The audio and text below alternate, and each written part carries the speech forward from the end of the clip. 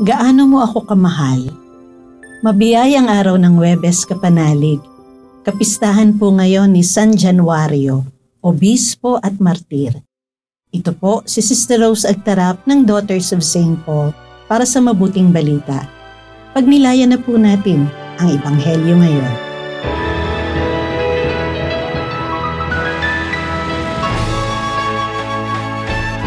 Inanyayahan si Jesus ng isa sa mga Pariseyo na makisalo sa kanya kaya pumasok siya sa bahay ng Pariseyo at humilig sa sopa para kumain. Ngayon may isang babae sa bayang iyon na tinuturing na makasalanan. Nang malaman nito na si Jesus ay nasa hapag sa bahay ng Pariseyo, nagdala ito ng pabangong nasa sisidlang alabastro. Tumayo siya sa likuran sa may paanan ni Jesus at umiyak. Tumulo ang kanyang mga luha sa mga paa ni Jesus. At pinunasan niya ng kanyang buhok at hinagkan at pinahiran ng pabango. Nang makita ito ng Pariseyong kumumbida, naisip nito, kung propeta ang taong ito, malalaman niya kung sino ang babaeng ito at anong uri ng tao ang humihibo sa kanya.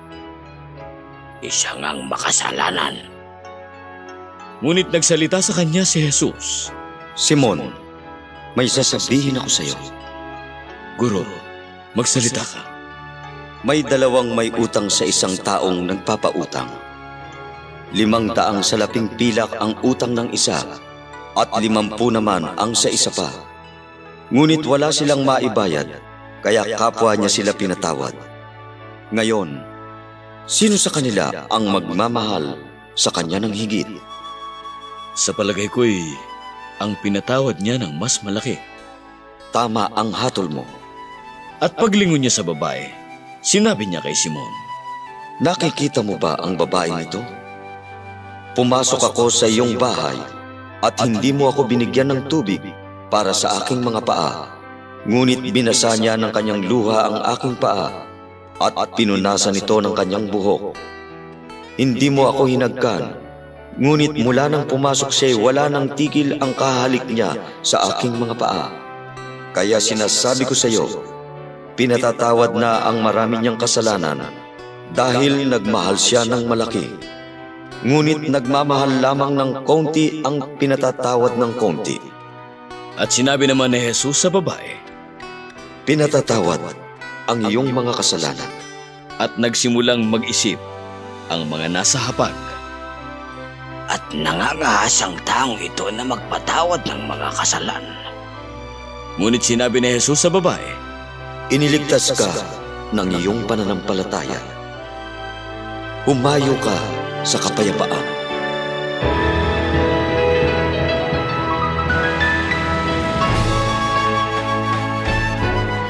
Ay, napahiya ang Pariseyong si Simon. Alam na Jesus ang inisip niya eh. Ang babaeng hinusgahan ni Simon ay buong pagmamahal na sinabihan ni Jesus, pinatawad na ang iyong mga kasalanan. Isang karangalan ang inihandog ni Jesus sa babaeng buong pagpapakumbabang lumapit sa kanya. Hindi kailanman binigo ng Panginoon ang sinumang buong pusong humingi ng tawad sa kanya. Bukas po, pararangalan sa buong Bicolandia ang isa pang babae, ang mahal na ina ng Peña Francia. Ipagdiriwang ang 100th anibersaryo ng kanyang canonical coronation noong September 20, 1924. Hanggang ngayon, patuloy pa rin ang pagpaparangal sa mahal na ina na tumalima sa kalooban ng ama. Hindi naging madali para sa mahal na birhen ang mahusgahan ng kanyang mga kaanak at mga kapitbahay. Bigla ba namang lumobo ang kanyang tiyan nang hindi pa ikinakasal?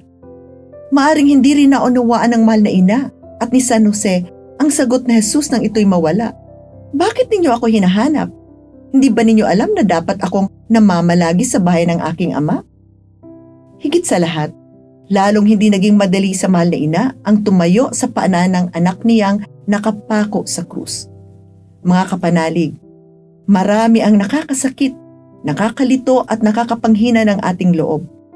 Ngunit sa halimbawa ng babae sa mabuting balita at sa ating mahal na ina, walang makakahadlang upang mapagtagumpayan natin ang anumang hamon ng buhay.